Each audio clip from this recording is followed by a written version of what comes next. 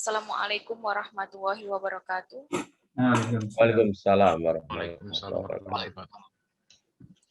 Makasih yang saya hormati Bapak Suparwoko, PhD, sebagai Ketua Prodi Magister Arsitektur, dan yang saya hormati Pak Dr. Insinyur Arif Wismadi, MSc, sebagai pembicara hari ini, dan Bapak Ibu dosen yang lain serta mahasiswa yang hadir pada acara kuliah perdana mahasiswa Magister Arsitektur Universitas Islam Indonesia tahun 2021. Sebelumnya, mari kita panjatkan puji dan syukur kehadirat Allah Subhanahu wa Ta'ala yang telah merahmati kita sehingga kita bisa hadir di dalam acara webinar ini, di acara kuliah perdana.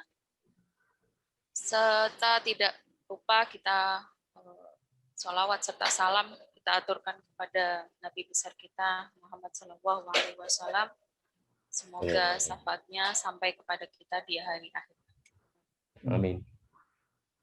Pada hari ini akan ada kuliah perdana Magister Arsitektur pada tahun 2021 yang akan diisi oleh Bapak Dr. Insinyur Arif Wismadi, MSc, dengan judul Land Use and Housing Massive Industry 4.0 for Urban Regeneration in Indonesia.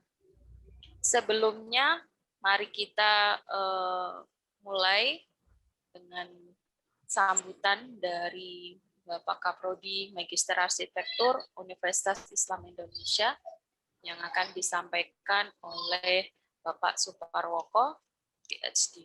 Kepada beliau kami persilahkan. Terima kasih Mbak Stevi. Assalamualaikum warahmatullahi wabarakatuh. Waalaikumsalam warahmatullahi wabarakatuh. Salam sehat dan tetap semangat. Semangat, Pak. Di masa COVID ini kita akan terus melakukan proses belajar dan mengajar pada Magister Arsitektur Universitas Islam Indonesia. Yang pertama, terima kasih kepada Bapak Ibu yang bisa mengikuti acara ini, kuliah perdana Magister Arsitektur UI. Lalu terima kasih juga kepada narasumber, Bapak Dr. Insinyur Arif Wismadi, MSc. Terima kasih nih Pak Arif yang telah menerima kemendadakan tentang acara ini. Saya kira ini menjadi hal yang sangat baik untuk mendukung proses belajar dan mengajar pada Magister Arsitektur UI.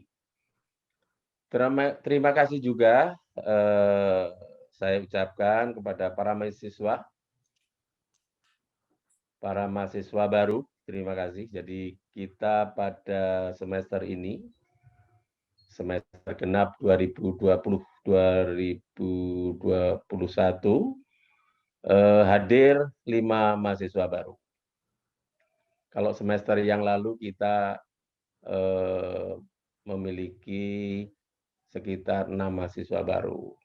Sehingga dalam hitungan 1 tahun kita mendapatkan kehadiran sekitar 11 mahasiswa baru dalam 1 tahun. Selamat datang dan selamat bergabung pada program studi Magister Arsitektur UI.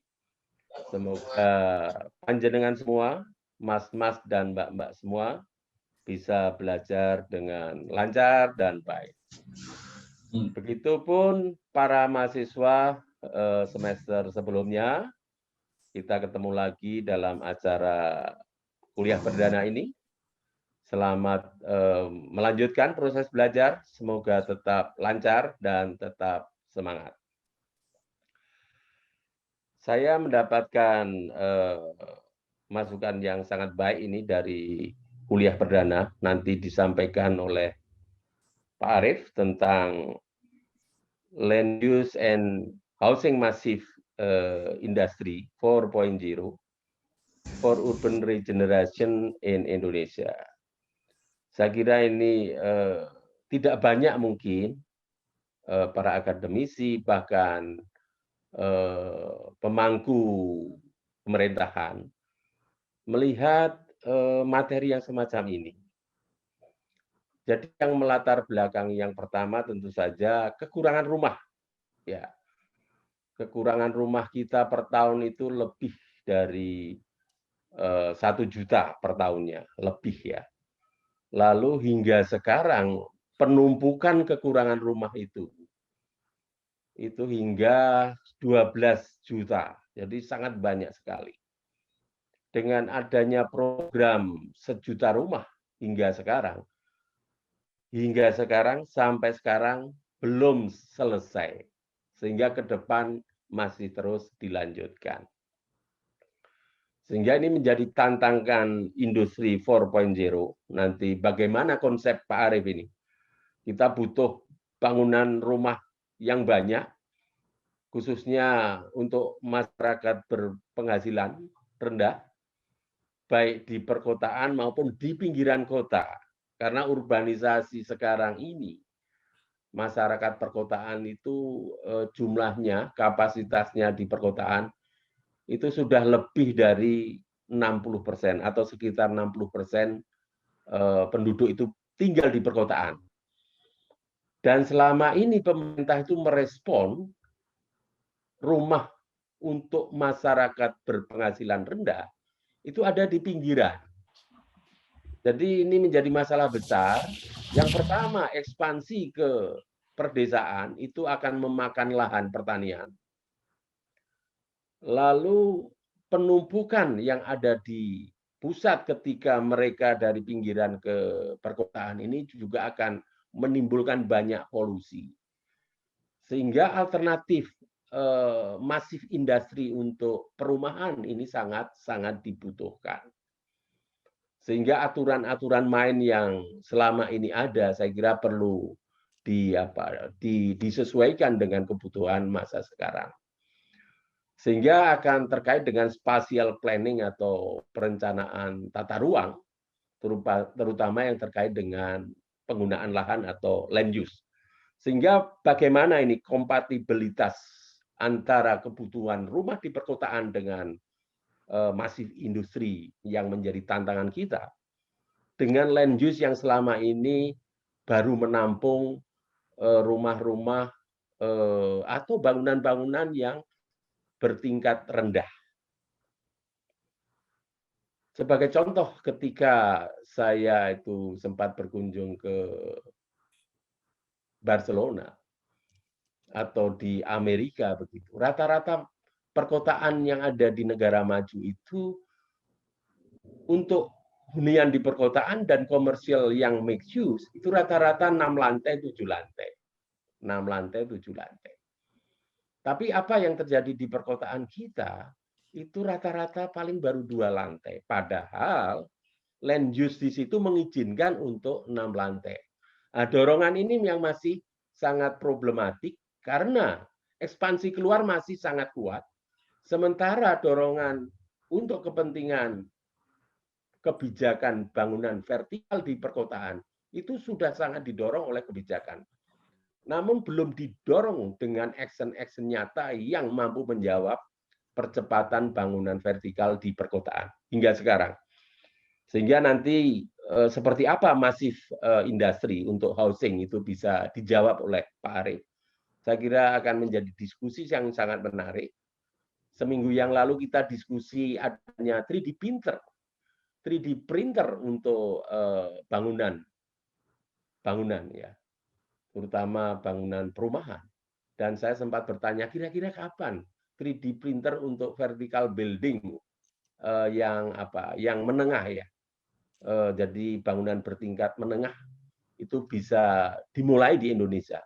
Waktu itu dijawab dengan masih malu-malu untuk mengeluarkan kira-kira kapan. Tapi kira-kira yang saya tangkap dari diskusi itu adalah kira-kira 2 tahun lagi, itu paling cepat.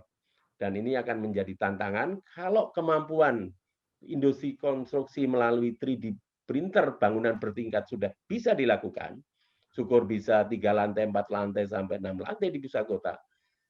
Ini menjadi tantangan yang sangat kritik ya, sangat kritis bagi perkotaan kita. Nanti seperti apa Pak Arief akan menjawab hal ini?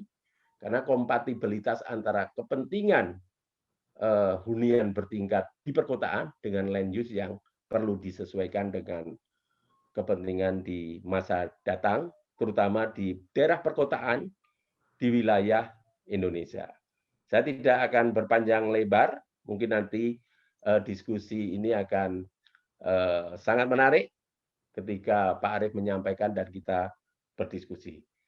Saya kira itu yang bisa disampaikan, dan mari bersama-sama kuliah perdana ini, kuliah perdana Magister Arsitektur UI, kita awali bersama-sama dengan membaca basmalah. Bismillahirrahmanirrahim. Demikian dari kami kembalikan kepada pembawa acara. Matur nuwun, lebih kurangnya mohon maaf. Assalamualaikum warahmatullahi wabarakatuh. Waalaikumsalam. Terima kasih Pak Suparwoko. Tidak lama-lama kita akan masuk ke inti webinar hari ini ya, yang akan menghadirkan Bapak Dr. Insinyur Arief Wismadi MSc dengan judul Land Use and Housing Massive Industry 4.0 for Urban Regeneration in Indonesia.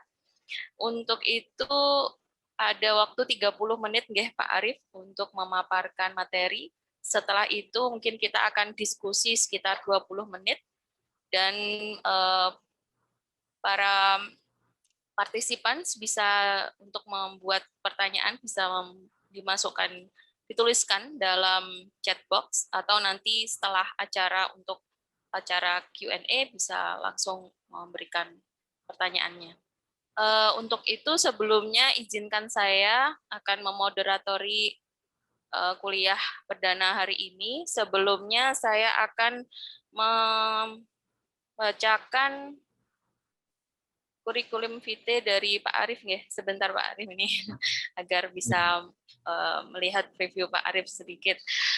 Di sini Pak Arief merupakan dosen senior ya, di program studi arsitektur Universitas Islam Indonesia, dan beliau mendapatkan gelar insinyur di Universitas Gadjah Mada pada tahun 1992, kemudian melanjutkan studi di Geoinformation Management and Earth Observation, maaf kurang H itu ya, di ITS, di ITC, maaf, University of Twente di Belanda pada tahun 2003, dan dengan konsentrasi pengelolaan informasi untuk pengelolaan perkotaan, dan meneruskan gelar doktoralnya dengan fokus pada perencanaan kota dan daerah khusus bidang infrastruktur dan pembangunan masyarakat. Beliau juga aktif dalam kegiatan penelitian internasional dengan ITU, IDB, AusAid, serta Bank Dunia, dan memimpin tim untuk berbagai proyek baik dalam negeri maupun luar negeri. Lalu sekarang beliau menjabat sebagai Direktur Pembinaan dan Pengembangan Kewirausahaan atau Simpul Tumbuh UII. Nah, untuk itu mari kita tidak sabar lagi untuk mendapatkan materi tentang bagaimana Land Use and Housing Massive Industry 4.0 for Urban Regeneration in Indonesia. Kepada Pak Arief kami persilahkan. Saya akan stop screen dulu nggih, Pak. Silahkan Pak Arief. Baik, terima kasih. Assalamualaikum warahmatullahi wabarakatuh. Waalaikumsalam warahmatullahi wabarakatuh. Coba screen sharing bisa nggak? Bisa, Mbak? Bisa, Nyi. Sudah, Baik. Pak. Baik, terima kasih. Pertama, kembali lagi, saya senang ini diajak Pak Woko untuk bisa sharing di sesi awal. Bagi saya itu perkenalan dengan teman-teman yang baru, atau saya mengenalkan diri ya. Tadi sudah dikenalkan juga Bu Stefi. Terima kasih Bu Stefi. Jadi sebenarnya yang ingin saya sampaikan bisa jadi kuliah perdana, bisa jadi tugas perdana.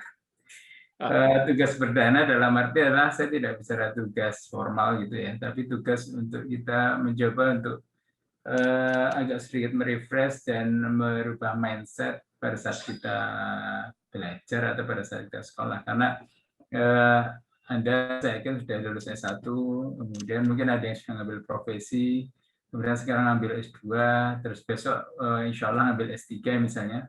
Amin. Mungkin kita semua, Anda semua mungkin perlu mungkin berpikir juga apa sih bedanya? Apa bedanya setelah kuliah S1, S2 dan S3 itu. Dan juga terutama profesi dan master misalnya. Di sini saya pertama mengucapkan selamat datang dulu. Welcome to Mars Life. Jadi ini kehidupan Mars seperti apa begitu ya. Karena ini berbeda. Saya harus mengatakan ini berbeda. Jelas berbeda dengan pada saat Anda S1 atau kalau Anda ambil profesi. Pada saat Anda mengambil profesi atau ambil S1, mungkin ketika Anda punya persoalan atau Anda dikasih tugas sama klien, maka Anda fokus untuk mengambil satu pendekatan untuk menyelesaikan persoalan tersebut. Ya, Anda yakin itu benar, pendekatannya kemudian Anda terapkan. Ada risiko di situ. Kalau Anda terlalu confidence, bisa jadi yang Anda yakini adalah satu kebenaran, bisa jadi ada kebenaran yang lebih benar lagi. Nah, itu mungkin yang sedikit membedakan ya, antara Anda kuliah S1, kemudian mungkin profesi, dan Anda kuliah S2, khususnya master. Anda master, namanya juga master, yang harus menguasai tidak hanya satu solusi untuk sebuah persoalan. Tapi sebelum mengimplementasikan satu persoalan, Anda harus menguji solusi mana yang terbaik. Dan ini bukan untuk Anda sendiri, atau untuk kita sendiri yang melakukan kajian, tapi untuk orang lain. Artinya di sini ada peran kita di dalam masyarakat yang agak sedikit berbeda. Artinya kita bisa mengharapkan diri kita atau memasang diri kita untuk setiap saat ditanya, kalau ada kasus seperti ini, alat apa, cara apa, solusi apa yang sebaiknya saya pakai, atau sebaiknya kita pakai. Dan mungkin pertanyaannya apakah dipakai di sini, atau dipakai tempat lain, atau dipakai dengan satu kondisi yang sama atau yang berbeda. Ketika Anda lulus S1, mungkin Anda tidak dituntut untuk bisa menjawab itu. Yang penting saya pernah menerapkan yang ini, yang itu saya belum pernah. Anda tahu nggak yang itu yang belum pernah? Nggak tahu. Dan mungkin nggak harus bisa menjawab tahu. Tapi kalau Anda sudah menjadi master nantinya, itu Anda harus bisa menjawab, oh yang A cocoknya di tempat ini, yang B cocoknya di sana. Jadi kalau nggak bisa menjawab, berarti kemasterannya dipertanyakan. Jadi ini mungkin welcome to Mars Life, saya ingin menekankan bahwa Anda diminta untuk siapapun, bukan untuk diminta oleh magister arsitektur, tapi diminta oleh masyarakat untuk bisa menjawab pertanyaan bagus yang mana, pendekatan yang A dengan pendekatan yang B untuk satu kondisi tertentu. Nanti kalau Anda sudah ambil S3, maka tuntutannya adalah Anda harus bisa membuat cara baru. Dan cara baru itu harus lebih baik dibandingkan cara-cara yang sudah ada. Nah, Anda tidak dituntut sampai sana. Jadi kalau misalnya ada yang sudah siap-siap buat tesis, meskipun hari pertama masuk, jangan berpikir untuk membuat metode baru, atau cara baru, atau approach baru untuk menyelesaikan persoalan di masyarakat. Peran kita, sepertinya ada suara yang masuk ya.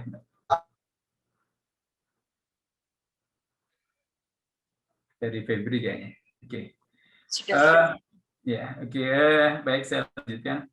Jadi peran kita di masyarakat sebenarnya itu, dan hari ini Anda sudah mulai mencoba untuk berpikir juga mestinya. Dan saya yang akan sampaikan hari ini sebenarnya sudah memancing kepada peluang-peluang apa yang bisa Anda eksplor, dan beberapa materi atau ilmu yang saya share itu sebenarnya adalah tidak harus berlaku di Indonesia, tidak harus diterapkan di Indonesia, tapi juga diterapkan di tempat lain.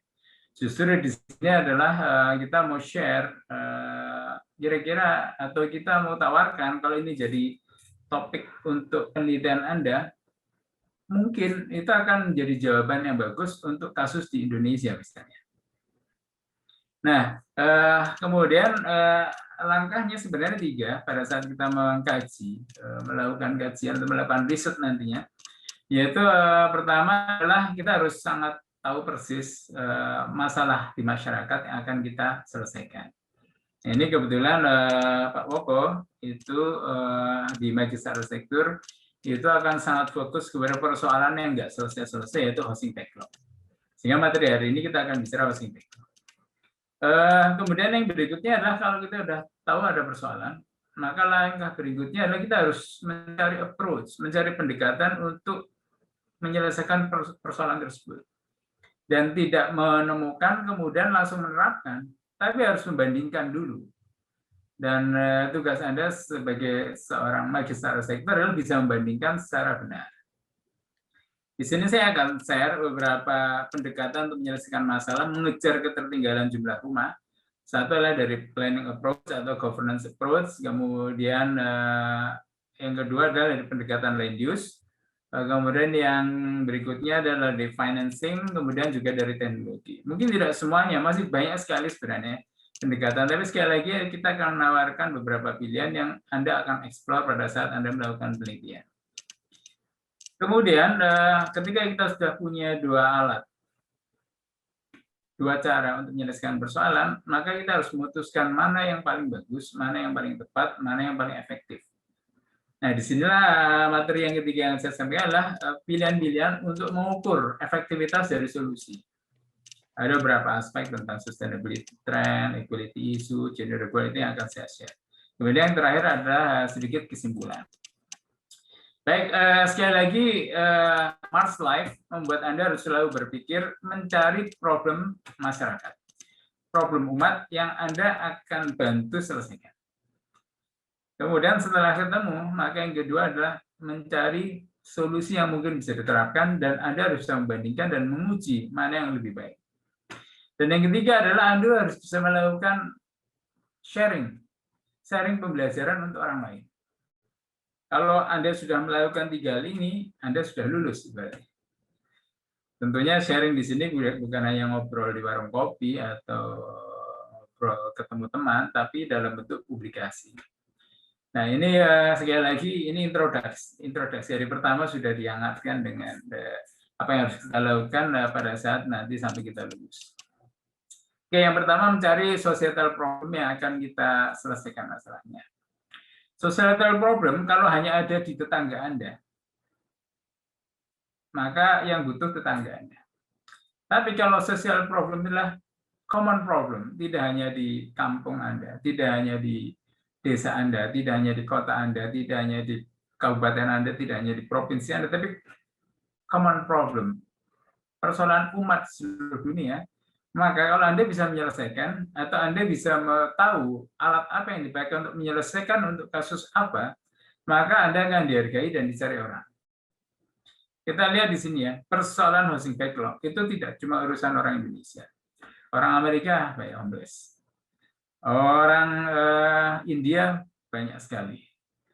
Orang sebagian daratan Amerika Selatan juga banyak sekali. Jadi persoalannya persoalan yang nggak selesai-selesai. Sehingga ini adalah persoalan umat, dan disinilah Anda mestinya masuk di sana. Jadi permintaan dari Pak Woko adalah, ini kan persoalan pembangunan perumahan yang sifatnya masif. Gitu. Kalau kita lihat grafiknya itu, bukan hanya soal jumlahnya nggak ngejar, harganya semakin nggak terkejar. Jadi kalau grafik yang di sebelah kiri, ini contohnya di Israel. Israel aja yang ibaratnya punya teknologi aja masih keteteran. Dan harganya itu melonjak dengan sangat cepat.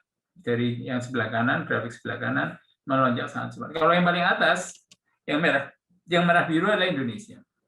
Indonesia juga melonjak, kurangnya semakin banyak. Di India sama saja. Jadi ini ada persoalan umat yang sifatnya luas.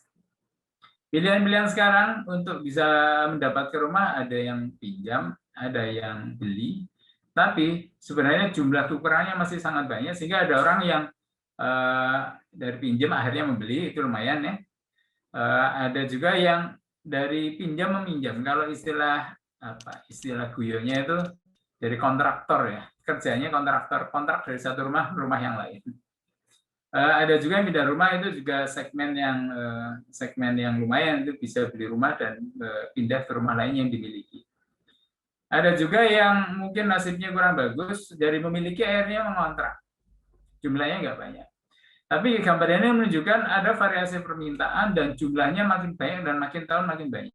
jumlah bayi yang lahir makin banyak, sementara kapasitas untuk mengejar itu tidak bisa dikejar. Nah, sekarang berikutnya adalah bagaimana approach yang mungkin untuk menyelesaikan persoalan tersebut. Nah, di sini kita akan bicara opsi, pilihan-pilihan yang harus kita bandingkan. Sekali lagi tugas kita adalah membandingkan. Mungkin saya akan start di level yang pertama, di sisi governance, policy, politik, dan seterusnya. Pemerintah, tidak hanya di Indonesia, itu tahu benar, ada yang harus diperbaiki dalam tata kelola pemerintahan. Ini saya kasih 2 contoh aja misalnya. Indonesia punya Omnibus Law, di mana tujuannya adalah mengejar ketertinggalan. Kemudian Israel punya super tanker. Sama, ini contohnya super tanker di sini diterapkan untuk hosting. Jadi kalau dilihat sebelah kanan, itu kita lihat yang blok warna abu-abu itu menunjukkan tambahan stok perumahan secara cepat kalau kita menerapkan super tanker track. Artinya ini semacam deregulasi yang luar biasa cepatnya. Di Indonesia ada Omnibus Law. Saya sempat mengikuti proses-proses penyusunan peraturan pemerintah yang biasanya hitungnya bulan atau tahun, yang masuk dalam kendaraan Omnibus Law ini. Jadi Omnibus Law itu adalah menggabungkan berbagai macam peraturan didandani bareng-bareng dengan satu undang-undang. Yang nolak banyak, karena biasanya ini nabrak-nabrak aturan, nabrak-nabrak konservasi, dan segala macam. Sama di super tanker track juga ada positifnya, tapi juga ada negatifnya. Karena banyak yang merasa, wah berbahaya juga ini kalau dikejar dengan berbagai macam aturan yang memotong semua, yang menyulitkan dianggapnya. Misalnya untuk urusan AMDAL, dihilangkan karena memperlambat. Padahal AMDAL ada juga maksud baiknya, yaitu untuk memastikan lingkungan terjaga. Nah, ini terjadi. Jadi satu adalah approach yang paling tinggi levelnya adalah merubah policy, merubah peraturan. Mana yang bagus untuk Indonesia? Bagian Anda untuk melakukan riset. Omnibus Law dan efeknya pada housing, belum banyak yang melakukan riset. Jadi kalau misalnya Anda akan masuk sana, itu satu pilihan untuk mungkin menyiapkan diri. Kan tesis Anda itu sebenarnya meskipun kita bicara 2 tahun, Anda bisa mulai dalam 6 bulan ke depan. Kalau ada yang tertarik dengan tema ini, maka mungkin bisa mulai mengeksplor apa sih dampak Omnibus Law terhadap undang-undang arsitek, terhadap undang-undang perumahan, dan itu adalah satu area riset yang menarik. Oke, itu adalah satu set opsi ya, mau pakai cara lama, cara omnibus, atau ikut-ikutan Israel, super tanker track misalnya. Mana yang terbaik untuk Indonesia? Kalau Anda bisa jawab, Anda akan dicari Pak Menteri. Kemudian juga yang lain adalah soal governing dan financing. Tidak cukup mudah untuk membuat satu masif industri. Ibaratnya uang pun ada, tukang belum tentu ada. Tukang belum ada, bahan belum tentu ada. Nah, disinilah kemudian muncul pendekatan yang lain, pendekatan melakukan governance. Melakukan partnership, dan strukturnya mungkin satu negara dengan negara lain berbeda, tapi inilah satu area juga Anda untuk bisa melakukan riset. Bagaimana sih caranya membagi peran antara private sector dengan government sector? Persentasenya mau berapa? Kemudian bagaimana proses konstruksinya dan seterusnya. Seberapa cepat ini bisa mengejar ketertinggalan?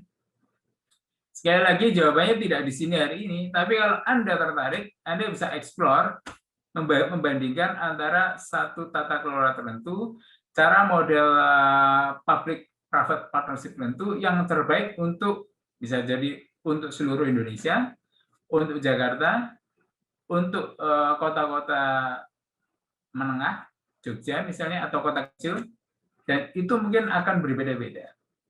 Sekarang siapa yang bisa menjawab itu? Belum ada. Anda lah yang akan punya peran untuk bisa menjawab itu. Sekali lagi di sini saya akan menawarkan beberapa macam riset yang bisa Anda teruskan untuk mendorong masif industri terjadi. Belum lagi untuk urusan housing delivery. Ada yang sifatnya self-build, ada yang bought as built. Macam-macam. Kalau di Malaysia itu sekarang sedang di persimpangan. Karena begini, apakah akan membiarkan cara-cara lama? Jadi seperti yang kita lihat, real estate itu mereka kadang-kadang jual tanah, jual rumah, rumahnya belum ada. Kalau ada pembeli, setor uang baru bangun.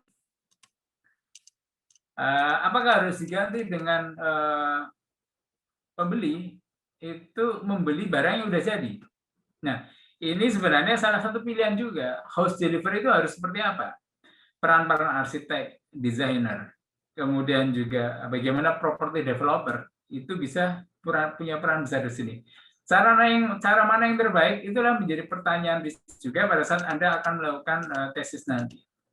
Apakah yang sebaiknya yang self build itu lebih cepat untuk mengejar tadi 7 juta, 12 juta rumah, atau both as build dengan peran-peran pemerintah atau tanpa peran pemerintah? Mana yang terbaik untuk kota besar, mana yang terbaik untuk kota kecil, itu adalah pertanyaan riset yang mungkin bisa Anda jawab. Kemudian satu lagi adalah ada aspek penting yang harus Anda cermati, yaitu market dynamics. Hari ini pandemi bisa jadi demand naik, bisa jadi demand turun. Ini adalah satu pertanyaan riset juga yang harus dieksplor. Apa sih efeknya? Misalnya satu kondisi terhadap shock atau stressor yang membuat permintaan kadang naik, kadang turun, kadang rumah harganya tinggi, kadang rumahnya bisa harganya turun. Bencana misalnya, daerah Merapi atas sana, setelah bencana biasanya harga turun. Nah, hal semacam itu adalah satu area yang mungkin bisa Anda pelajari juga. Apa sih dampak pandemi terhadap market perumahan, dan barangkali peran-peran arsitek seperti apa untuk bisa mempertahankan housing market, atau mendorong housing market, atau menumbuhkan demand-demand baru untuk housing. Kenapa kita sebut demand baru? Karena apa? Dulu namanya membuat rumah, standarnya tidak ada ruang kerja. Setelah pandemi, itu menjadi standar baru. Artinya kalau kita akan membuat massive industry, itu ini menjadi standar baru yang tadinya tidak ada menjadi ada. Dan mana yang lebih efektif menyerap pembeli, menyerap pasar, dan menyediakan suplai, itu juga bagian yang bisa Anda lakukan risetnya. Sementara kalau dari sisi housing actor yang Anda harus explore, karena secara struktur sebenarnya housing aktornya itu ada housing marketnya ya. Ini yang arsitek yang membuat dan seterusnya. Kemudian market network ini juga satu area yang sebenarnya menarik, bisa dieksplor juga tentang aturannya, kemudian tentang kesepakatannya, kemudian bagaimana relasinya. Kemudian yang ketiga adalah social organization. Nah, yang ketiga ini sebenarnya punya peran sangat besar untuk mengejar ketertinggalan. Misalnya aspek politik ya. Kalau ada partai mungkin yang menjanjikan bahwa semua milenial dapat rumah, itu mungkin akan menjadi partai yang banyak dikejar milenial misalnya. Atau memastikan ada janji-janji tertentu terkait dengan rumah, itu adalah societal organization yang punya peran di sana. Tapi selain itu juga urusan-urusan finansial dan segala macam, itu adalah juga ada peran sosial yang menjadi penting untuk bisa mengejar ketertinggalan jumlah rumah. Dan bagaimana interaksi masing-masing bisa kita lihat di dalam slide berikutnya. Kita lihat di sini bahwa di setiap tahapan itu siapa yang terlibat itu berbeda. Housing system, ini researcher akademik, teman-teman Mars yang sedang melakukan penelitian itu adalah di peran-peran pertama. Pada saat perencanaan, ini ada Mas Sirat ini sebagai sedang melakukan riset. Dia menggugat, bukan menggugat. Sebenarnya apa benar sih 136 adalah komposisi yang paling bagus? Jangan-jangan enggak itu. Udah dilegalkan, dimasukkan sebagai apa syarat-syarat pembangunan perumahan, tapi ternyata jangan-jangan itu bukan yang terbaik. Nah ini Mas Sirat sedang mencoba untuk melakukan riset. Jadi peran akademik atau researcher adalah menentukan yang terbaik untuk masa depan. Skema keuangannya seperti apa itu juga bagian-bagian di awal. Karena seperti misalnya kasusnya Jakarta, kita mau pilih gaya Ahok atau gaya Anies, karena financingnya berbeda. Yang satu adalah zero DP, yang satunya dengan DP. Anies pilih zero DP. Dampaknya seperti apa kita lihat? Jangan-jangan bottleneck-nya memang di urusan financing. Nah, Kita lihat di setiap level itu perannya beda-beda. Acquisition, nah ini yang kasus yang di Jakarta ini sekarang lagi ramai adalah ternyata proyek perumahan yang zero DP itu ada yang memainkan pada saat acquisition, yaitu pembebasan lahan. Nah, bukan soal konsepnya, tapi ternyata di lapangan ada yang bermain jadi spekulan. Ini contoh bagaimana yang harusnya mungkin bisa mendapatkan 1.000 rumah gara-gara spekulan jatuhnya cuma dapat 800 misalnya. Nah, itu yang sekarang sedang dikejar polisi. Siapa yang bermain mengurangi jumlah rumah yang harusnya bisa katakan 1.000 menjadi hanya dapat 800 unit misalnya. Nah, arsitek dan desainer ini yang sangat penting sebenarnya, membuat desainnya secekli mungkin, secantik mungkin, tapi kapasitasnya sebesar mungkin dengan biaya serendah mungkin. Nah, Anda kalau mau masuk di sini punya banyak peran penting. Bagaimana Anda bisa mendevelop satu invensi-invensi tertentu untuk bisa mendorong itu terjadi. Local government, federal government yang menentukan tadi mau dengan DP atau tanpa DP misalnya. Nah, kalau sudah masuk construction, maka skema-skema itu akan dibangun oleh kontraktor, kemudian disediakan materialnya oleh supplier, dan dijual oleh trader. Masuk ke trader, maka Anda akan ketemu berbagai macam agen yang menjual. Itu sudah masuk ke housing market. Kemudian di akhir adalah tentunya sudah bicara penggunaan, maka kita bicara operation maintenance. Dan kita lihat di sini perannya sangat banyak. Nah, ini adalah kalau Anda akan melakukan research, maka ini orang-orang yang mestinya menjadi responden Anda untuk menuju ke sana. Dan kalau Anda mau bicara mana yang paling efektif, ada lagi pilihan-pilihan, yaitu kalau bicara struktur tipologi untuk housing systemnya.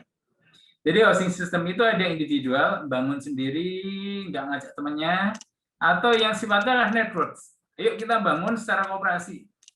Iuran bareng mungkin, arisan bareng itu adalah bagian networks. Atau ada beberapa sekarang penjual tanah, makelar tanah itu pembentuk kooperasi. Itu kalau individual sendiri-sendiri, kalau network itu punya jaringan.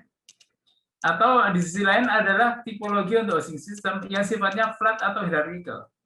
Kalau flat, masing-masing pelaku itu punya peran sendiri-sendiri. Artinya sendiri-sendiri tidak saling ketergantungan. Sementara mungkin ada satu industri yang ada hierarchical. Dari pemerintah, kemudian ada dinas, kemudian dinas ada NGO, ada segala macam. Itu adalah sifatnya hierarkikal. Mana yang terbaik untuk Indonesia? Itu pertanyaan research untuk Anda. Kalau misalnya Anda ingin nanti pada saat tesis adalah melakukan riset tentang ini, dan Anda bisa menjawab mana yang terbaik, barangkali Anda juga akan dipanggil menteri untuk bisa membantu mengerjakan proyek-proyek perumahan. Oke, berikutnya planning approach. Planning approach ada yang melakukan pendekatan inclusionary housing, ada yang melakukan density bonuses. Inclusionary housing adalah memastikan tadi yang sedang digugat oleh Mas Sirat, misalnya berapa persen sebenarnya sih kita bisa menyediakan dan seberapa banyak kita akan sediakan. Sementara density bonus itu sifatnya lebih entrepreneurial. Jadi untuk developer yang bisa meningkatkan density bonus dari yang diinginkan, maka pemerintah akan berikan insentif. Nah, negara mana yang menerapkan itu beda-beda, efeknya juga beda-beda. Ini contohnya adalah kita ada perbandingan antara Amsterdam dan Miami. Miami beda dengan Amsterdam. Amsterdam itu laut direklamasi. Jadi sangat ekstensif di sana. Kemudian itu dipetak-petak menjadi rumah. Sementara kalau Miami pendekatannya beda. Semua tanah yang tidak efektif penggunaannya dibuat rumah. Dan dari sisi cara itu juga berbeda. Karena Amsterdam itu adalah melakukan public intervention strategy yang sifatnya adalah mendorong jumlah. Karena kalau jumlahnya cukup, harganya akan turun. Dan di situ peran pemerintah menjadi sangat kuat. Sementara kalau di Miami adalah menggunakan entrepreneurial strategy dengan density approach. Jadi kalau ada pengembang yang dia bisa menyediakan jumlah tadi perbandingan 136, atau yang mungkin Mas Sirat lagi mencoba menghitung, jangan-jangan bukan 136, 247 misalnya. Nah, ketika 7 itulah yang paling banyak dia harus disediakan, dan ternyata developer itu mampu menyediakan lebih dari 7, maka mungkin dia akan mendapat bonus. Dan bonus itu akan mendorong industri lebih berkembang. Nah, disinilah peran arsitek. Bagaimana arsitek bisa membuat sesuatu yang lebih murah, tapi kapasitasnya lebih tinggi. Nah, itu sedikit gambaran tentang beberapa pilihan planning ya. Tapi kalau kita lihat sejarah ini, itu mungkin Anda akan ketemu banyak sekali perkembangan. Contohnya aja ini di India. Kenapa saya pilih India? Karena India densitasnya sangat tinggi, densitas penduduknya. Dan ternyata dia sudah melakukan banyak sekali phase perubahan.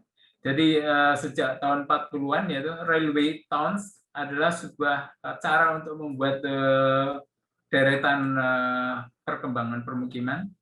Atau kemudian pada fase berikutnya adalah perumahan, titiknya adalah tempat-tempat refugees, tempat-tempat orang-orang yang terpinggirkan karena perang dan segala macam. Yang tadinya adalah mengumpul sebagai kumpulan pengungsi menjadi satu perumahan. Kemudian tahun 50-an bergeser menjadi industrial township. Jadi ada linkage-nya kuat dengan industri.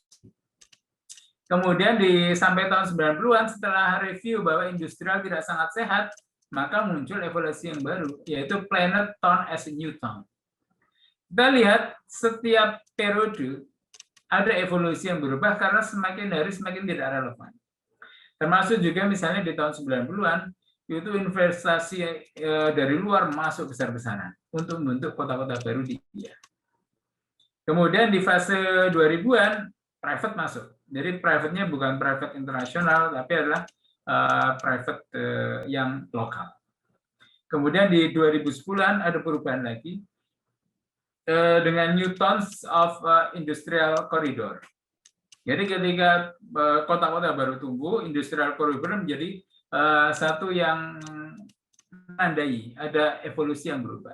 Dan sekarang dengan IT, maka kemudian muncul new town as smart cities. Ada kurang lebih 100 smart city yang dikembangkan di India. Nah, kita lihat ini bergerak terus, Dan mana yang tepat untuk Indonesia, mana yang tepat untuk Jogja, mana yang tepat untuk Kalimantan mungkin berbeda-beda.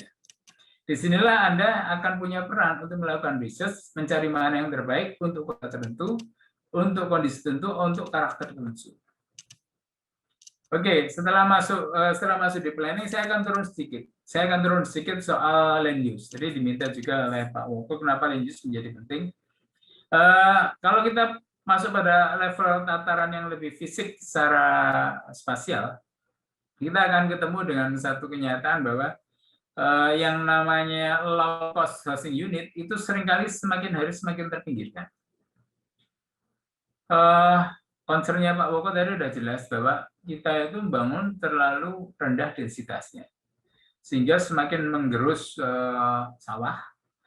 Di sini kita punya banyak ketemu rumah mewah, ya, rumah mepet sawah atau di tengah sawah.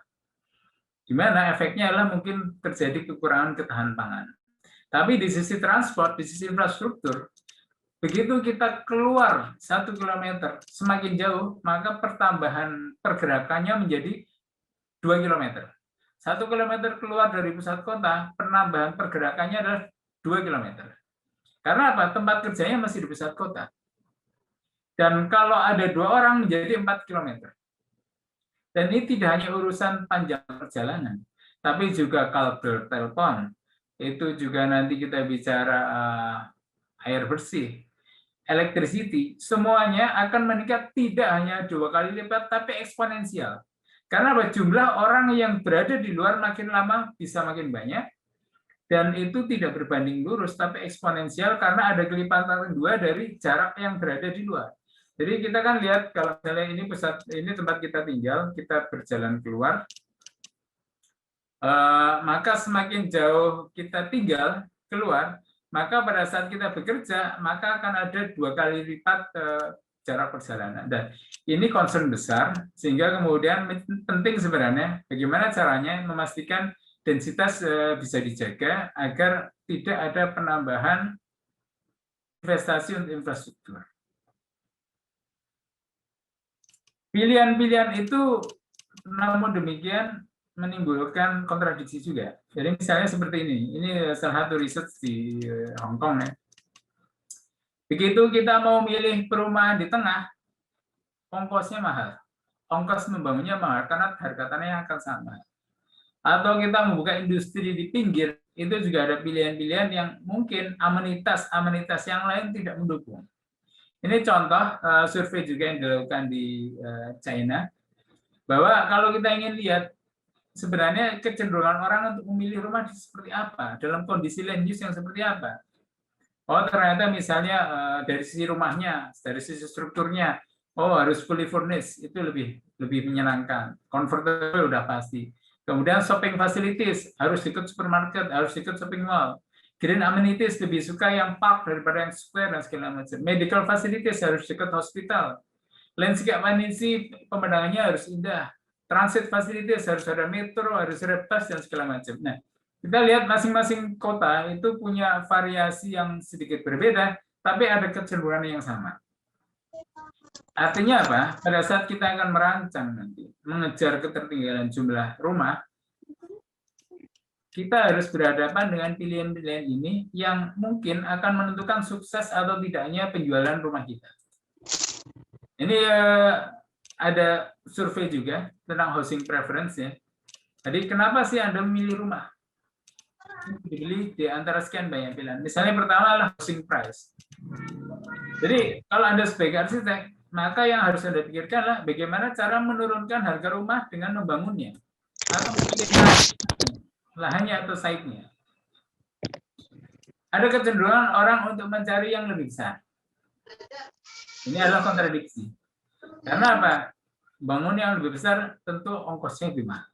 Tapi adalah itu pilihan yang normal. Kalau uangnya ada. Kemudian kedekatan kepada saudara. Mungkin aspek social culture beda-beda. Indonesia mungkin beda dengan Israel. Israel ini kebetulan datanya Israel. Kemudian mungkin beda dengan Cina dan seterusnya. Tapi mungkin ada kecenderungan itu juga.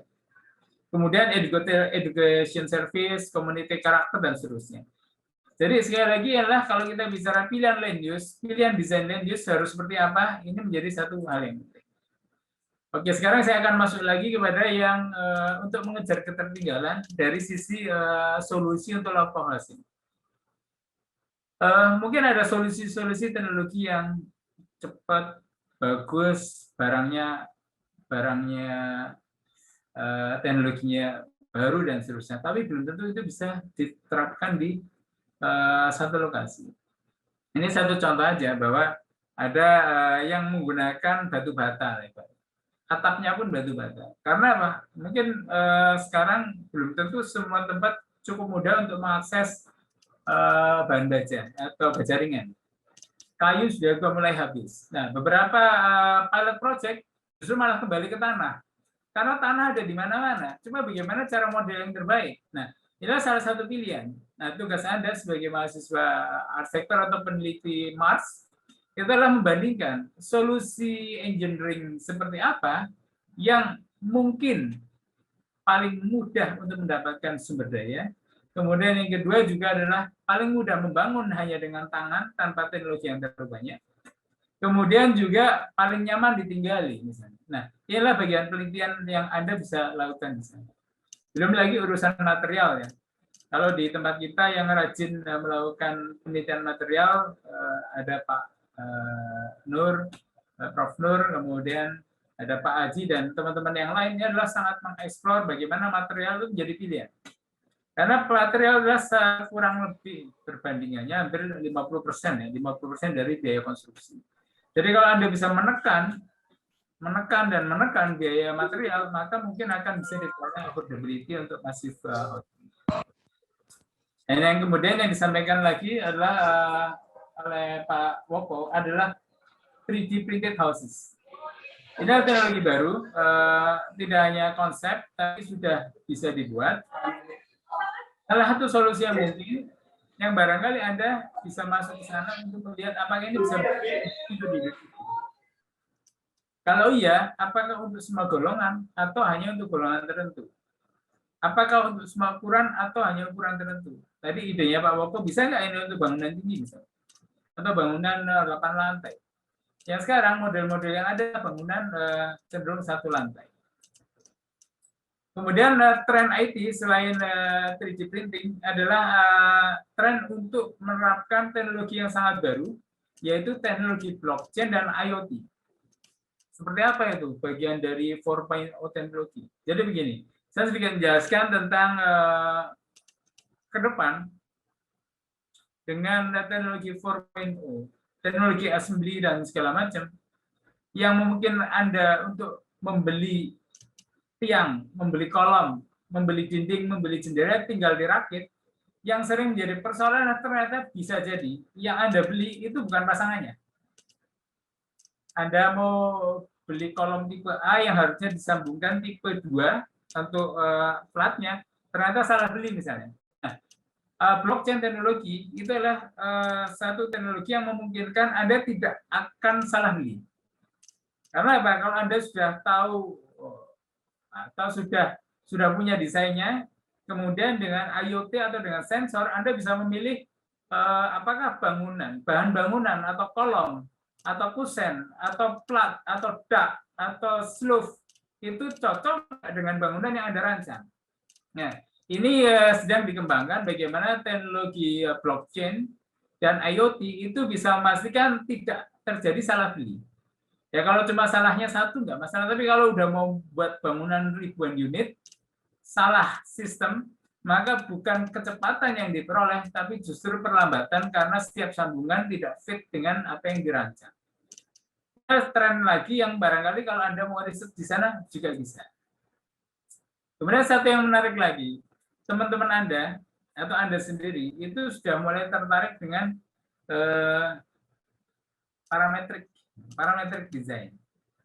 Parametric design gampang di komputer, tapi susah di lapangan. Bagaimana tidak? Katakan kalau Anda yang suka bermain-main dengan parametrik, itu Anda bisa membuat gambar seperti yang sebelah kiri. Anda buat gambar di sana, desain di mana antara satu lubang, itu tidak ada yang sama dengan lubang yang lain. Secara teknologi IoT 4.0 mungkin, sangat mungkin membuat desain yang antara blok, antara konkret blok, antara yang satu dengan yang lain itu digambar bisa. Tapi bagaimana ini bisa dihasilkan juga barangnya di lapangan. Nah, ini ada penelitian atau eksperimen studi yang baru juga, yaitu bagaimana caranya ketika ada desain yang setiap komponennya berubah, ada mesin yang bisa menghasilkan set yang sesuai dengan keinginan dengan biaya dan material yang paling sedikit. Ini contohnya adalah ada satu desain roster ya, bolong-bolong gitu. Kemudian dibuat satu alat yang bisa membuat pada saat mencetak konbloknya itu satu konblok dengan konblok lain itu berbeda bentuknya, tapi kalau dirangkai menjadi satu dinding. Jadi casting mechanism seperti apa yang berdampak pada industri masif yang didorong oleh 4.0, salah satunya adalah ini. Dulu nggak terbayangkan, tapi ini sekarang terjadi. Ini juga area riset yang salah satunya didorong oleh adanya industri 4.0, yang itu akan merubah perputaran ekonomi dan juga akan menghasilkan intelligent build asset yang mungkin berbeda-beda setiap harinya. Ini sekali lagi juga ruang riset nih. Kalau yang paling kiri mungkin kita bicara tentang resource efficient asset manufacture. Jangan sampai ada satu butir kerikil yang terbuang percuma misalnya. Kalau zamannya dulu, zamannya Pak Harto membangun Masjid Amal Bakti Muslim Pancasila, di mana kalau Anda mungkin kecilnya pernah melihat, sekarang mungkin masih ada sisa-sisanya ya. Semua simbol-simbol Pancasila ada di sana.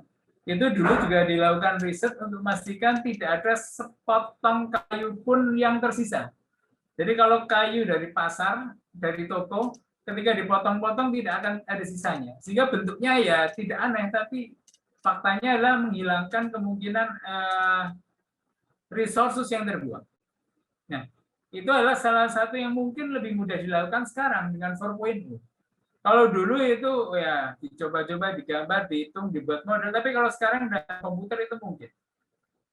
Termasuk juga untuk smart dan efficient system. Berbagai macam interlocking system itu bisa diuji di komputer sebelum dibuat. Sehingga construction product yang ada di tengah itu bisa dihasilkan dengan yang terbaik. Dan tentunya tadi 4.0 akan mendorong adanya penggunaan database optimization. Dan makin hari itu makin banyak Kalau kita lihat di sebelah kanan mungkin agak kecil ya, tapi di situ ada aspek-aspek penting, misalnya dematerialization. Itulah bagaimana menggunakan IoT, menggunakan komputer, menggunakan modeling untuk bisa meminimalkan material yang digunakan. Kalau dulu butuh 1 kubik, gimana caranya dengan teknologi ini bisa hanya setengah kubik untuk membangun 1 blok dinding misalnya. Dan masih banyak hal yang bisa dilakukan dengan teknologi ini. Material design bisa. Kemudian bagaimana meminimalkan waste. Bagaimana memastikan quality bagus. Kemudian bagaimana proses produksi itu bisa sangat efisien. Kalau dulu mungkin dibuat 3 hari, sekarang harus dibuat 4 jam selesai misalnya. Kemudian urusan yang lain adalah transport system. Kalau Anda bangun di Jogja, di mana pabrik yang paling tepat?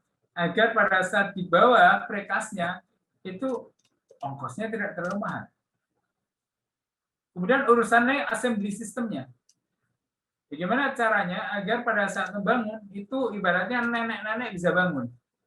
Seperti IKEA ya. Kalau IKEA itu standarnya, kalau membuat sistem knockdown untuk lemari ataupun untuk meja, untuk kursi, syaratnya adalah nenek-nenek umur 60 tahun harus bisa masang sendiri. Nah, ini penting sebenarnya, karena apa? Pada saat kita buat ini skalanya masif, tukang tidak akan cukup jumlahnya. Sehingga bagaimana caranya bapak rumah tangga biasa atau pekerja kantoran kalau disuruh bangun rumah sendiri pun misalnya, itu bisa, atau dengan anaknya, atau bahkan dengan anak perempuannya itu harus bisa. Nah, assembly system ini harus dibuat memungkinkan itu. Kalau kita mau ngejar industri yang masif. Belum lagi urusan operational performance. Bagaimana step di pabrik, di lapangan, dan seterusnya. Termasuk juga urusan kalau bangunan sudah dipakai, apakah bahannya masih digunakan untuk bangunan yang lain, recyclingnya. Jadi itu adalah beberapa area riset yang kalau kita telusuri lebih detail, maka kita lihat bahwa untuk urusan itu banyak link yang terkait misalnya dengan manufacturing dan logistik. Kalau manufacturing dan logistik itu erat kaitannya dengan waste and quality management. Dan juga adalah dengan transport system dan juga dengan production system. Tapi kalau desain urusannya adalah terkait dengan material design. Dan juga dematerialization. Jadi kalau Anda arsitek yang mau fokus untuk mengejar ketertinggalan, dan Anda akan fokus kepada desain, maka kemungkinan Anda akan masuk dalam kelompok yang mempelajari material design. Atau Anda berpikir juga dematerialization. Gimana caranya untuk kapasitas rumah yang sama, itu jumlah materialnya sedikit mungkin. Kalau Anda yang tertarik dengan bagaimana efektivitas ketika ditinggali atau okupansi, maka Anda akan banyak riset tentang operational performance. Bagaimana bangunan yang sudah jadi digunakan dengan baik dan seterusnya, biayanya murah dan seterusnya. Karena apa? Ada bangunan yang buatnya murah, tapi pada saat digunakan menjadi mahal karena listriknya, karena AC-nya, karena banyak hal. Anda mungkin akan masuk di okupansi atau di end of life. Ketika Anda berpikir bagaimana satu bahan itu bisa di-upcycle, digunakan menjadi lebih bermanfaat, atau di-recycle, digunakan kembali, maka Anda akan masuk di dalam urusan-urusan end of life. Atau tadi urusan assembly system adalah terkait bagaimana kita bisa mendorong. Nah, kalau Anda akan melakukan riset di sana, maka peran Anda itu akan ada di gunung yang sebelah kiri itu. Grafiknya yaitu di value creation. Atau kalau Anda akan masuk di post-use-nya adalah Anda bicara value retention. Inilah peran-peran Anda kalau Anda akan masuk dalam riset yang untuk mengejar ketertinggalan jumlahnya. Dan sebenarnya masih banyak lagi tuh kalau Anda ingin belajar ya. Saya kok nggak tahu ya ternyata ada ini itu dan segala macam yang baru. Silakan Anda searching di internet, dan dalam ini Anda sebagai mahasiswa UI itu punya hak untuk bisa mendapat akses gratis. Satu file ini itu harganya 300 US dollar. Kalau Anda bukan mahasiswa Mars atau bukan mahasiswa. Tapi kalau Anda menjadi mahasiswa ini gratis. Nah, karena ini gratis dan sangat bernilai, sebaiknya Anda belajar bagaimana mendapatkannya. Nanti tentunya akan diajari ya. Tapi yang jelas saya memberikan gambaran bahwa kalau Anda mentok apa sih solusi masa depan atau solusi masa kini yang akan mungkin relevan dengan masa depan, silakan masuk ke jurnal Science Direct atau tempat lain, kemudian searching apa yang baru. Ini baru hal yang baru, misalnya tentang smart housing. Kemudian mungkin tentang shared housing atau co-housing dan segala itu hal-hal baru yang menjadi pilihan ketika biaya pembelian rumah, biaya pengadaan rumah tinggi.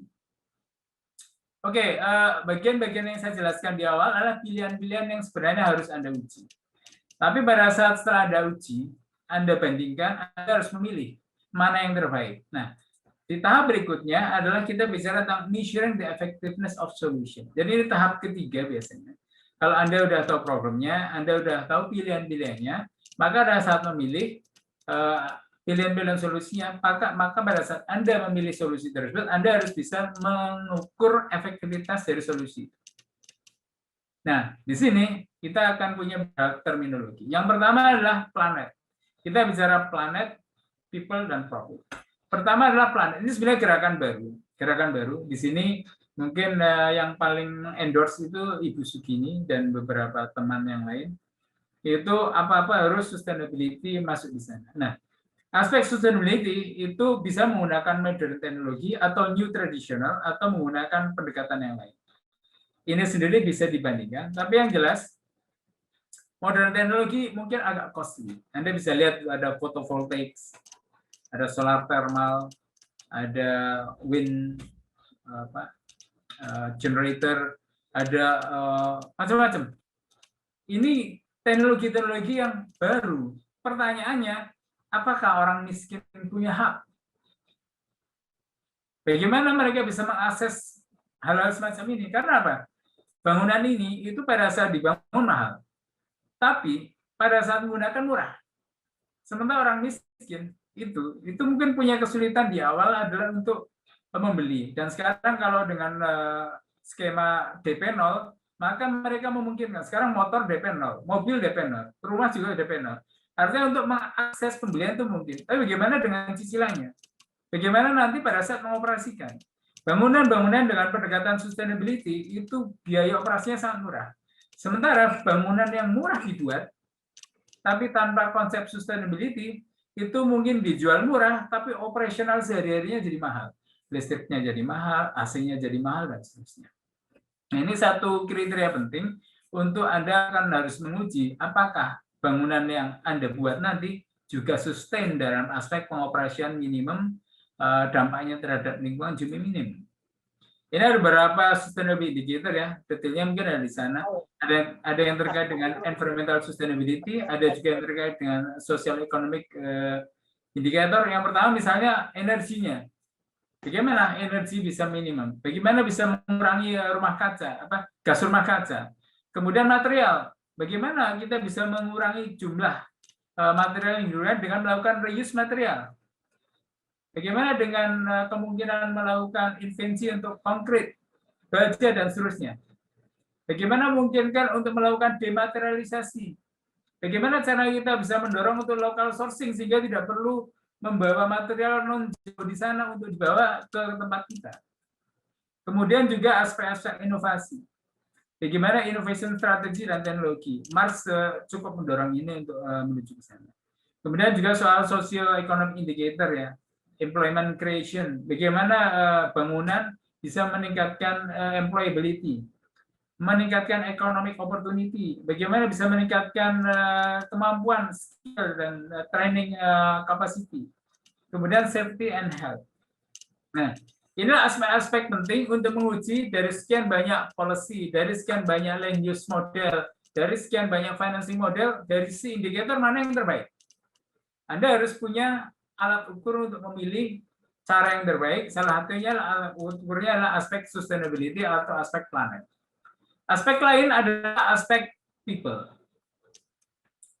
Kalau kita bicara dari sustainability dibawa ke people, ini sering jadi pertanyaan. Bahkan di beberapa kasus exercise kita di sarjana arsitektur masih agak enggan untuk masuk kepada teknologi yang sustain tapi untuk orang miskin masih malu-malu. Kayaknya begini, wah kalau teknologi canggih untuk sustainability, dampaknya bangunan mahal dong.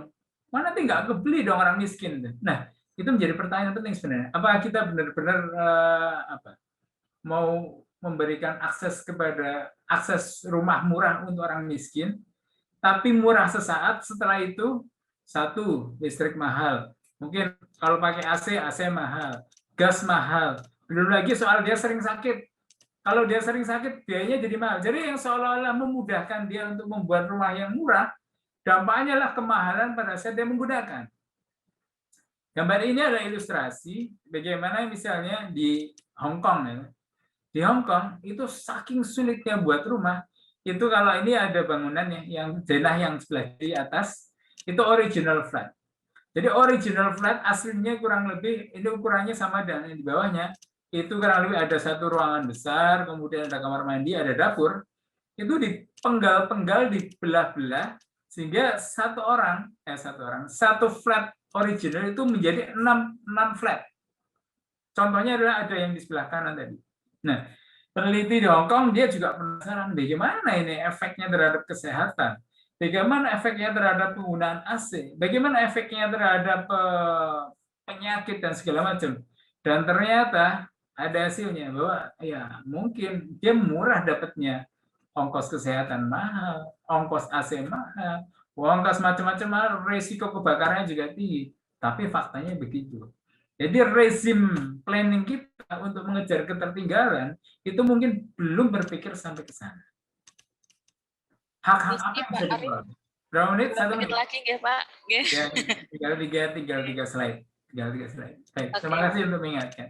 Nah, ini di Belanda. Di Belanda sadar benar bahwa ada upaya untuk mereka juga punya hak.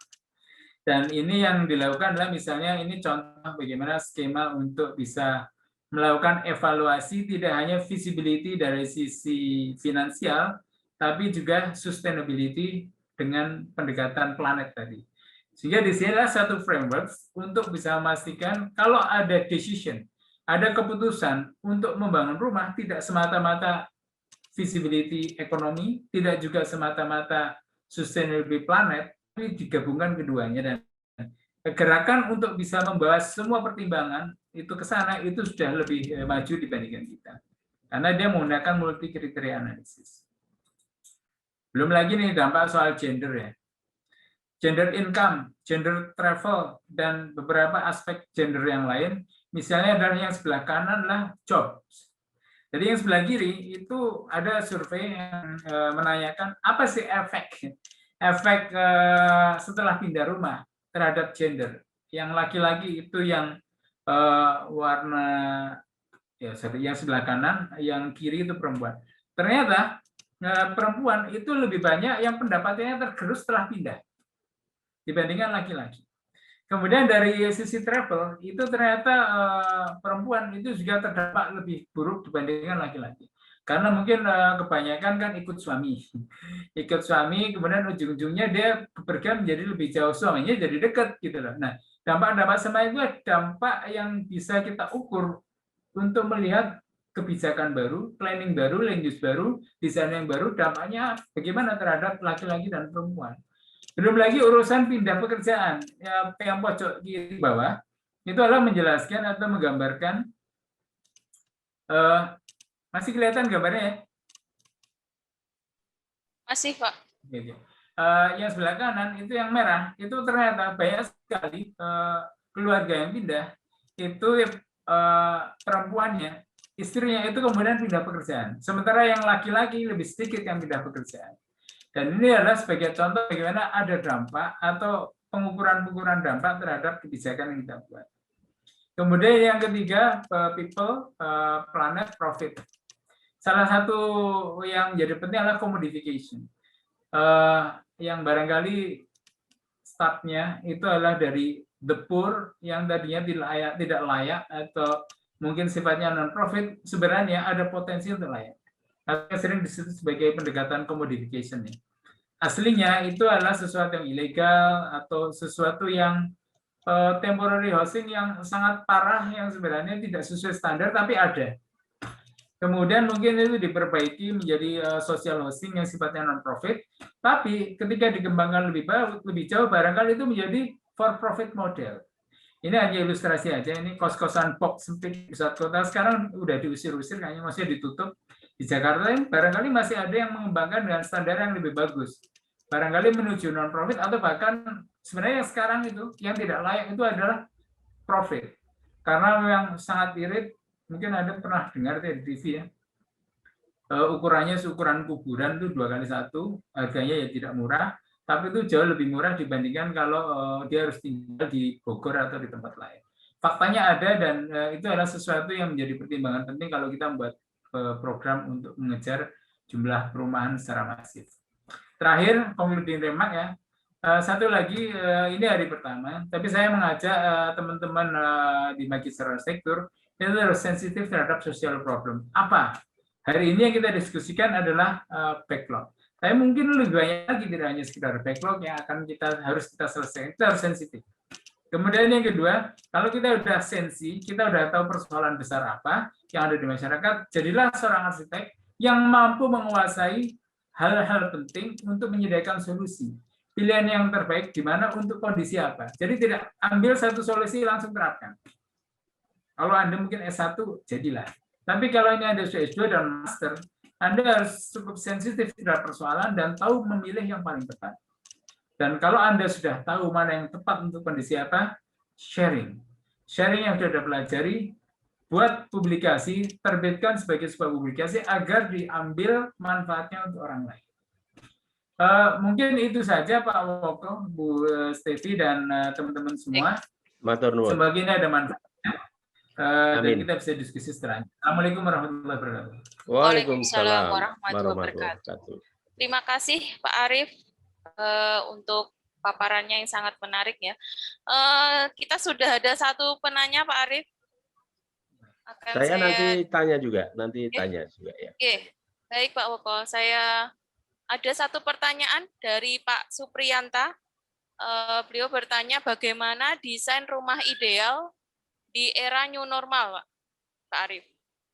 Jadi yang mungkin nanti tadi disinggung yang mengenai ya desain rumah ideal di era new normal. Nah, ini pertanyaan yang pertama, monggo Pak Arief.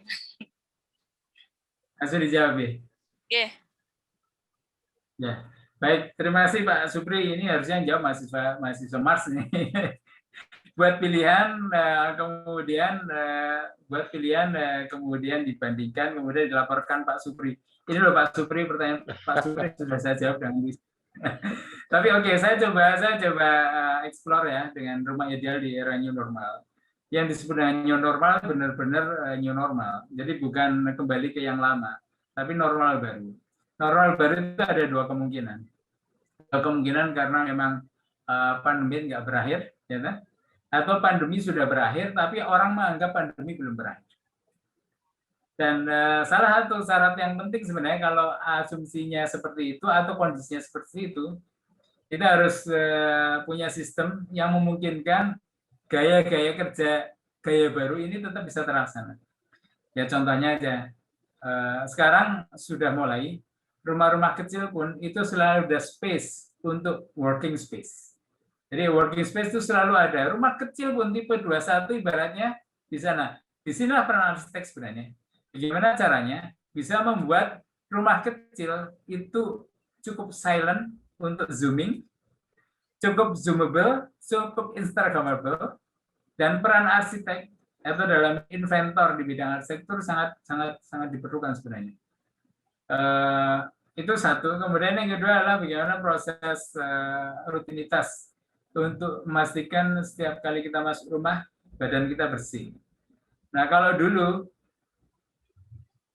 ibaratnya saru ya, ada wastafel kok di halaman rumah, di depan rumah. Sekarang wastafel bahkan kamar mandi atau tempat bersih-bersih sebaiknya di depan rumah. Jadi sebelum masuk rumah badan kita clean, apakah dengan disinfektan ataupun dengan air. Jadi itu hanya sekedar gambaran Pak Supri. Matur nuwun pertanyaannya. Ini kita nanti lempar ke mahasiswa untuk membuat penelitian nih. Jadi ada yang sudah punya satu topik dari Pak Supri ini. Bagaimana rumah ideal? Dilombakan. Terima kasih Pak Terima Arif. kasih Pak Arif. Selanjutnya monggo Pak Suparwoko. Matur nuwun Mbak Stevi. Tadi Pak Supri dan Pak Arif sudah luar biasa, bisa materi bisa dikembangkan untuk sayembara ya, mahasiswa S1 dan S2. Saya kembali ke masalah land use dan mahalnya tanah di perkotaan, Pak Arif. Saya tadi sudah sampaikan bahwa ekspansi landed housing atau landed houses itu berada di luar kota, sehingga menjadi mahal untuk transportasi mereka, belum polusi dan infrastruktur yang semakin boros. Lalu sebenarnya kalau di negara maju itu rata-rata sudah 6 lantai di perkotaan untuk hunian. Tapi di Jogja itu sudah kebijakannya sudah harus vertikal. Tinggi bangunan bisa 6-8 lantai, kebijakan sudah masuk juga. Fakta yang ada baru rata-rata 2 lantai atau kurang, 2 lantai atau kurang, itu rata-rata di perkotaan Yogyakarta. Padahal kita bisa melihat ruang-ruang kosong, bukan lahan kosong Pak Arif ya. Ruang-ruang kosong di atas pasar. Pasar kita itu baru rata-rata 1 lantai. Sebagian ada yang 2 lantai. Lalu terminal. Lalu fasilitas publik. Ini ruangnya masih banyak yang kosong. Dan itu milik negara.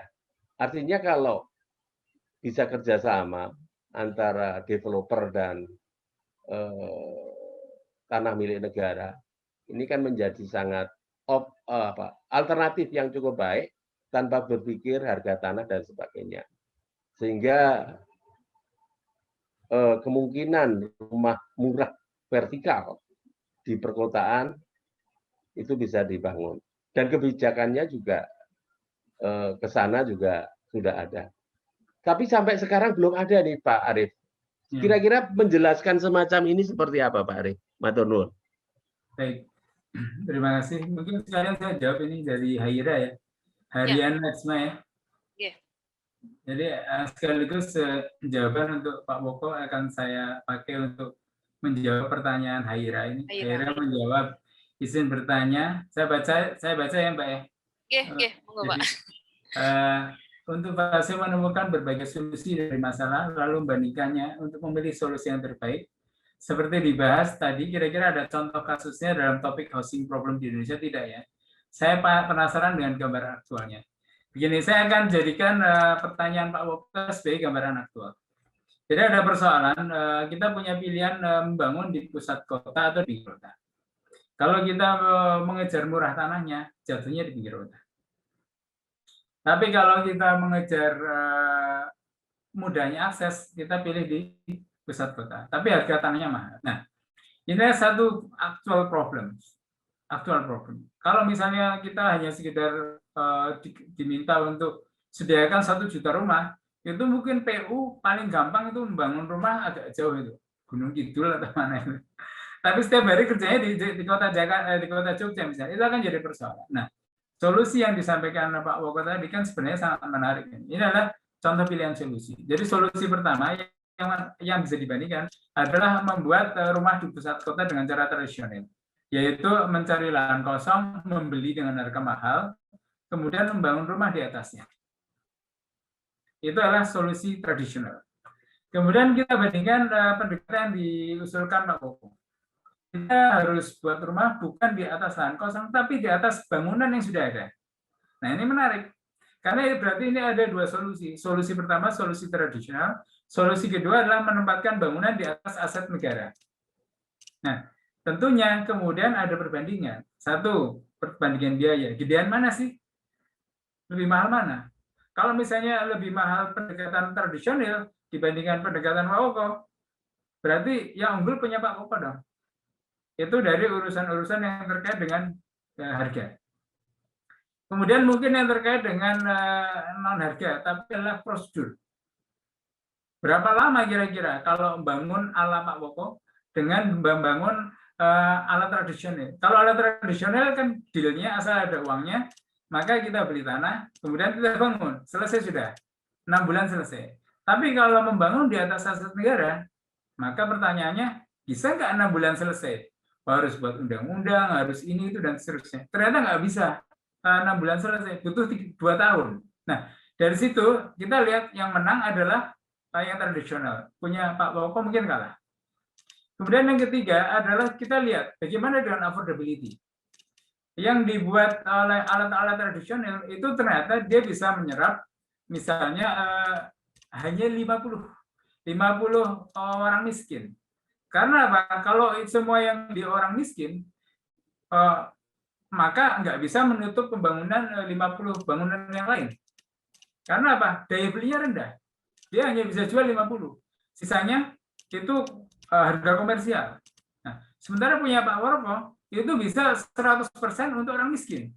Berarti menang punya Pak Woko. Nah, di sini gambaran aktual, misalnya kita membandingkan dua pendekatan, gaya Pak Woko dengan gaya tradisional, dibandingkan satu menang Pak Woko di mana saja dan kalah di mana saja. Kita lihat tadi, Pak Woko menang di harga beli. Karena apa? Nggak beli, cuma bangun di atasnya. Sementara yang satu beli. Tapi punya Pak Woko kalah di dalam kecepatan membangun. Karena punya Pak Woko butuh 2 tahun, sementara yang satu butuh 6 bulan.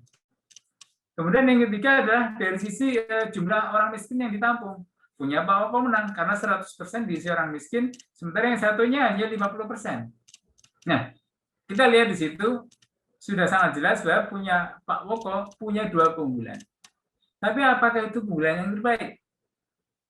Nah, nanti ada yang tadi saya sampaikan contohnya tentang multi kriteria evaluation teknik.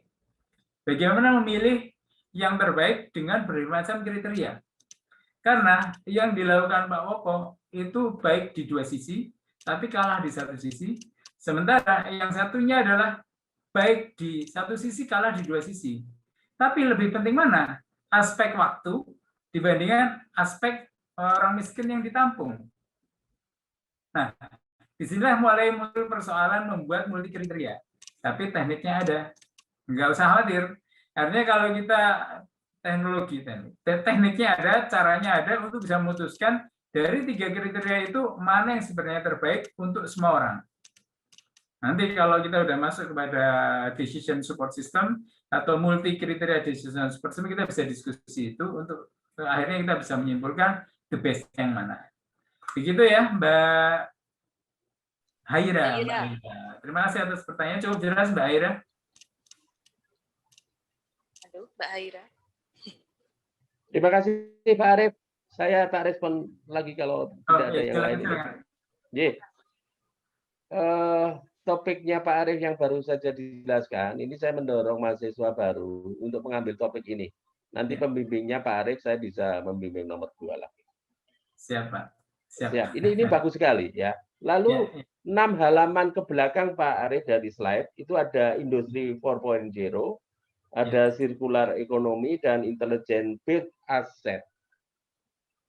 Ingat ya Pak Arief halaman itu. Ya.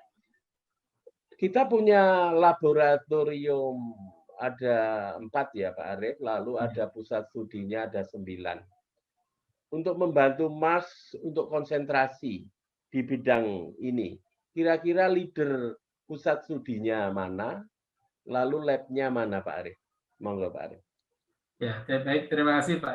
Jadi sebenarnya kalau yang kita mengejarnya adalah di sisi teknologi konstruksinya, itu tentunya di grup konstruksi ya, di tempat Pak Haji dan Pak Supri dan saya sendiri juga ada di sana. Artinya kita mencoba mencari invensi-invensi apa untuk bisa menghasilkan solusi yang terbaik. Tadi kalau yang kita kejar aspek desain, kita ingat bahwa aspek desain, atau kita kan arsitek ya. Mungkin kalau yang manufacturing atau orang-orang teknik industri dan logistik itu mungkin perannya di urusan transport dan segala macam. Tapi kalau kita desainer memposisikan sebagai arsitek, maka dua aspek yang penting kan sebenarnya material design sama dematerialization.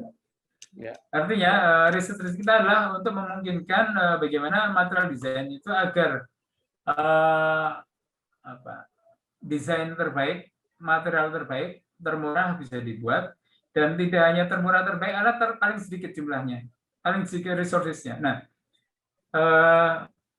misal studi yang lain seperti komputasi itu bisa punya peran untuk misalnya melakukan analisis komputasi untuk bisa menghasilkan satu bentuk yang terbaik dengan melakukan optimasi, atau kita di desain itu juga punya invention metodologi ya dengan TRIS Pak ya, agar yang dihasilkan tidak hanya optimasi. Karena kalau optimasi kan mengambil di tengah di antara dua hal. Sementara kalau inovasi itu adalah mempertahankan yang terbaik dan menghilangkan keburukannya. Jadi saya rasa kita bisa mengajak semua pusat studi untuk mendorong shift industri ini, dan mungkin lead-nya bisa dari teknologi, Pak. Oke.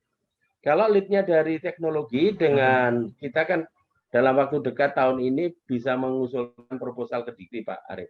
Kira-kira didukung oleh konsentrasi apa di Mas namanya, agar kita bisa menginisiasi konsentrasi sekalian mengenerate pendanaan dari Dikti. Karena konsentrasi real estate kan sudah ada. Lalu kita butuhkan konsentrasi yang lain. Mungkin dari hasil diskusi ini kita bisa mengenerate satu konsentrasi. Seperti apa, Pak Arief? Ya, yang jelas untuk real estate ya, properti real estate mungkin akan lead karena jelas subject matter-nya itu ada di situ. Jadi Pak Ud dan teman-teman bisa lead untuk urusan backlog-nya. Tapi solusi-solusi detail untuk itu mungkin untuk konsentrasi yang terkait dengan industri, Pak. Ya. Jadi konsentrasi yang terkait dengan industri arsitektur, Pak. Oke. Itu ada interface dengan mungkin teknologi industri, Fakultas TI. Karena kita mungkin bisa membuat, kalau selama ini kan arsitek berpikirnya satu desain untuk satu klien, Pak. Ya. Ntar kalau industri arsitektur itu adalah satu desain untuk sejuta klien. Mantap. Nah, dan di sini selama ini mungkin kita belum sangat dalam untuk urusan supply chain. Bagaimana prosedur membuat satu menjadi sejuta. Nah, disitulah kita perlu ada mitra dari teknologi industri untuk menjadi bagian dari konsentrasi itu. Oke, jadi kalau boleh saya simpulkan, industri arsitektur potensial menjadi satu konsentrasi dengan lead-nya dari lab industri ya, teknologi ya Pak Arief ya? Partnernya Pak, mitranya dari teknologi industri. Karena mereka tahu persis bagaimana manufacturing dan logistik untuk membuat sejuta produk. Mungkin kalau kita diminta untuk membuat 100 biji solusi ya, nah, bisa Pak sendiri. Tapi kalau diminta untuk sejuta atau katakan untuk komponen ya, kalau diminta untuk membuat 10 unit gampang. Tapi kalau diminta untuk satu kontainer, nah bagaimana cara manufacturingnya? Nah, itu yang sebenarnya kenapa peran dari TI, teknologi industri, itu menjadi penting untuk arsitektur 4.0. Ya, maksud saya konsentrasi industri arsitektur, leadernya adalah lab-nya di Pak Supri, Pak Arief tadi, ya, betul. Lalu mitranya adalah TI tadi. Dan industri. Betul. Oke, saya kira cukup Pak Arief. Mbak Sevi, matur nuwun. Baik, terima kasih. Baik, terima kasih Pak Arief dan Pak Suparwoko. Apakah ada pertanyaan lagi? Tapi waktunya sudah jam 5. Kalau tidak ada, mungkin kita sampai ke penghujung acara, nggih. Mungkin bisa saya sampaikan beberapa hal terkait dengan apa yang sudah disampaikan oleh Pak Arief. Untuk mahasiswa baru ya, selamat datang kuliah perdana hari ini. Berarti di sini ada motivasi untuk meriset beberapa hal terkait dengan housing, di mana ada 3 hal yang perlu kita lihat apa yang harus kita lakukan saat kita meriset ya. Yang pertama, kita mencari problem yang ada, problem umat ya. Bisa saja problem itu tidak hanya di tetangga kita tapi juga di common di dunia. Lalu karena kita sebagai seorang arsitek harus mencari solusi-solusi tidak hanya dari satu pendekatan tapi beberapa pendekatan. Lalu yang ketiga adalah membaginya dengan publikasi. Karena kita mahasiswa magister perlu juga membuat publikasi di dalam jurnal maupun proceeding. Nah, ini yang menjadi poin penting dari 3 hal untuk kita bisa melihat riset-riset apa saja yang bisa dilakukan di magister. Kira-kira itu nggih Pak Arief dan Pak Woko untuk simpulan pada hari ini. Untuk itu mari kita penghujung acara nggih. Sebelumnya saya ucapkan terima kasih untuk Pak Arief sebagai pembicara, Pak Woko juga, dan Bapak Ibu yang lain yang hadir, dan mahasiswa magister arsitektur tentunya yang mengawali kuliah perdana ini nggih. Kita akhiri pertemuan kita ini dengan membaca hamdalah bersama-sama. Alhamdulillahirrabbilalamin. Semoga menjadi manfaat dan berguna untuk semuanya, nggih. Sebelumnya, apakah boleh dibuka videonya untuk kita foto bersama sebentar, nggih? Mbak Titis, boleh di screenshot nggih, Mbak Titis? Halo, Mbak Titis? Iya, sebentar. Oke. Video dibuka, video. Oke, mohon peserta untuk Ibu bisa membuka di video. Oh, ya, bentar. Ya. Bagaimana, Mbak? Sudah? Sebentar, Pak Arief. Oke. Ya, ya Pak. Ya, Silakan. video dibuka, Mas Firdaus, Mas Haira, Mbak Haira, Mas Irop. Jangan lupa tersenyum, ya. Bagaimana? Oke, sudah. Sudah semua, Mbak Titis? Sudah. Oke, terima kasih Mbak Terima Titis. kasih. Terima kasih Bapak Ibu. Mbak Stevi, matur nuwun Ya. semuanya, matur nuwun. Oke. Assalamualaikum. Assalamualaikum warahmatullahi wabarakatuh. Waalaikumsalam. Waalaikumsalam. Matur nuwun Pak Woko, Mbak. Matur Pak Arief, mantap. Ya, Pak. Sudah ada konsentrasi baru. Mantap.